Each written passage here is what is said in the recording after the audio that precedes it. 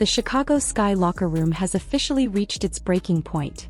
The frustration of a losing season, the constant distractions, and now Angel Reese's ego have collided in a way that has forced the franchise to do something no one has ever seen before. Suspend a player for a half. And it's not about basketball. It's about leadership. It's about respect. It's about the destruction of trust inside a team that needed unity more than anything.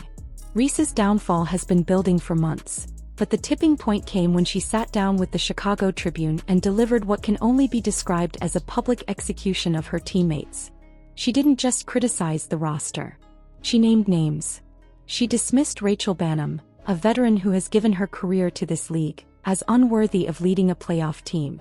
She brushed off Haley Van Lith as someone incapable of stepping up. And worst of all, she looked directly at Courtney Vandersloot, a 5-time All-Star and 2-time champion, and said the Sky couldn't rely on her because of her age. Vandersloot, one of the most respected point guards in WNBA history, was reduced in Reese's mind to a number on a birth certificate. The quotes were brutal.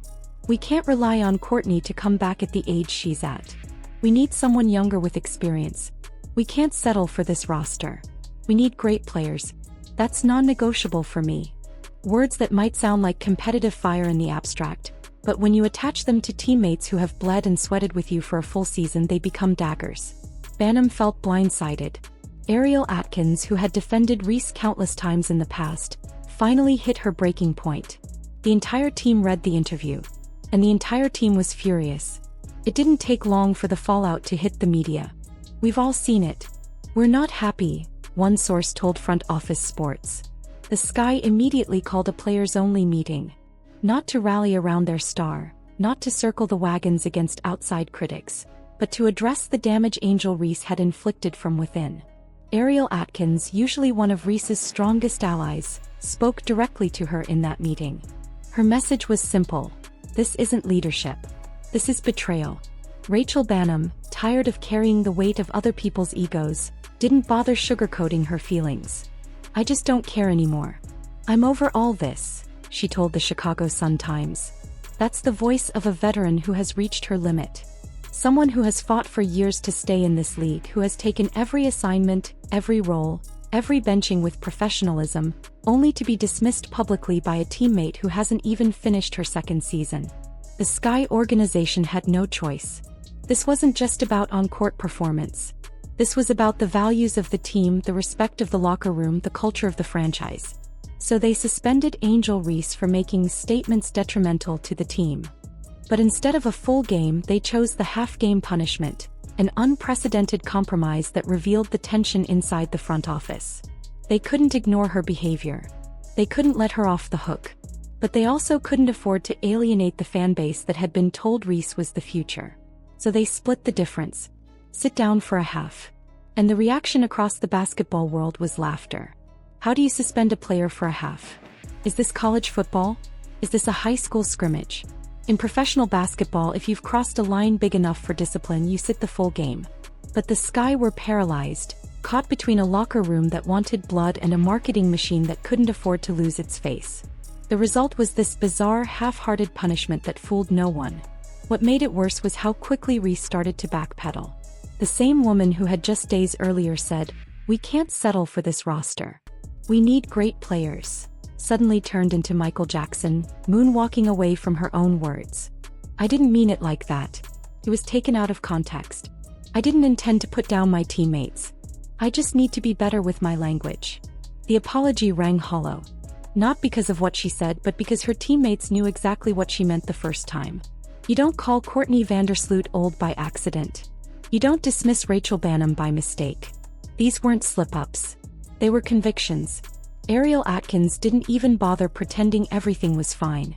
"Ownership handled it how they see fit," she said of the suspension. "They have our full support." That wasn't unity. That was a line in the sand. When your own teammates publicly endorse your punishment, you've already lost them. Meanwhile, the contrast with Caitlin Clark couldn't be clearer. Clark spent her rookie season dealing with cheap shots, with hostile crowds, with veterans trying to bully her out of the league. And through it all, she praised her teammates. She lifted them up. She pointed to their contributions every chance she got.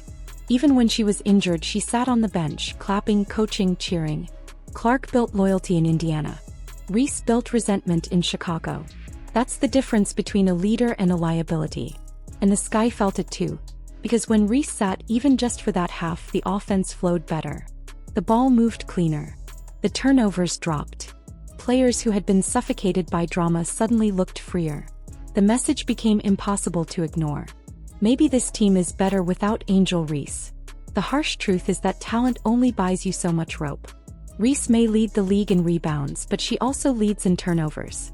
She may draw headlines, but she's just as likely to draw a technical foul. She may bring energy, but she brings chaos in equal measure. And when chaos outweighs contribution, organizations cut ties. It doesn't matter how many followers you have. It doesn't matter how many nicknames you've given yourself. If your teammates no longer trust you, you're done. Angel Reese has gone from self-proclaimed rival of Caitlin Clark to cautionary tale in less than 2 seasons. Once hailed as the Sky's future, she now finds herself suspended for a half, alienated from her teammates, and teetering on the edge of being shipped out of Chicago entirely. And the saddest part is, it didn't have to be this way. He had the talent. He had the opportunity. She had a locker room willing to support her through growing pains. But instead of growing, she blamed. Instead of leading, she tore down. Instead of building trust, she burned bridges. And now the bridges are gone. Because here's the reality of professional sports. You can't be a constant problem when you're not winning games. You can't call your teammates bums when you're sitting at the bottom of the standings. You can't demand greatness from others when you're refusing to look in the mirror.